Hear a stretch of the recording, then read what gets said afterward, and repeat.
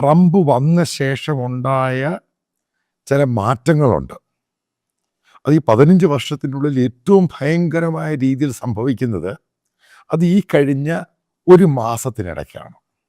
അപ്പം അതിനകത്ത് ഏറ്റവും പ്രധാനമായിട്ട് നാറ്റോ രാജ്യങ്ങൾ, യൂറോപ്യൻ രാജ്യങ്ങൾ, പ്രധാനപ്പെട്ട രാജ്യമായ ജർമ്മനി, ഫ്രാൻസ്, ബ്രിട്ടൻ ഇപ്പം പുതിയ തീരുമാനം വന്നു കഴിഞ്ഞു.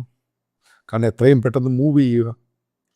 ജർമ്മനിയിലുള്ള അമേരിക്കൻ ബേസ് 35,000 പേരുണ്ട്. അമേരിക്കൻ ഫോഴ്സ്, അതായത് ജർമ്മനിക്ക് വേണ്ടി മാത്രമല്ല സെക്യൂരിറ്റി, അമേരിക്കൻ ബേസ് അത് മറ്റുള്ള യൂറോപ്യൻ രാജ്യങ്ങൾക്കും സെക്യൂരിറ്റി കൊടുക്കുന്നത് ഈ പറയുന്ന അമേരിക്കൻ ബേസാണ്. അപ്പം എന്തുകൊണ്ടാണ് ഇത് മാറ്റുന്നത്? വല്ലാത്ത ചോദ്യങ്ങളൊക്കെ നിങ്ങൾ പല വാർത്തകളും കണ്ട് കാണും.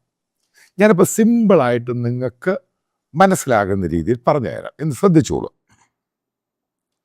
അതായത് ഒരു രാജ്യത്തിന് വേറൊരു രാജ്യം അവൻ്റെ സമ്പത്തും പണവും മാൻ പവറും കൊടുത്ത്, അവൻ്റെ ആൾക്കാരെ നിർത്തി, ആയുധവും കൊടുത്ത്, ആ രാജ്യത്തിന് വേണ്ടിയല്ല, വേറൊരു രാജ്യത്തിന് വേണ്ടി സെക്യൂരിറ്റി കൊടുക്കുക.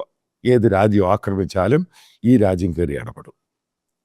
അപ്പം അങ്ങനെ സെക്യൂരിറ്റി കൊടുത്രയും വർഷം നീണ്ടു നിന്നു. ആ സെക്യൂരിറ്റിക്ക് ഈ പറയുന്ന രാജ്യം അവിടെ നിൽക്കുമ്പോൾ, അതായത് ഒരു വിദേശ രാജ്യം അമേരിക്ക അവിടെ സെക്യൂരിറ്റി കൊടുക്കുകയാണ് ജർമ്മനിക്കും ഫ്രാൻസിനും ബ്രിട്ടനും ഒക്കെ.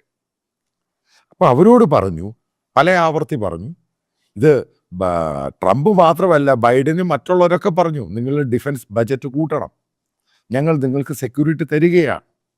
അപ്പോൾ ഇതിന് പ്രോപ്പറായിട്ട് നിങ്ങളത് പേ ചെയ്യണം, നിങ്ങൾ ആയുധം ഉണ്ടാക്കണം, നിങ്ങളുടെ സെക്യൂരിറ്റി ഞങ്ങൾ തരികയാണ്, അതിന് നിങ്ങൾ പേയ്മെൻറ്റ് ചെയ്യണം,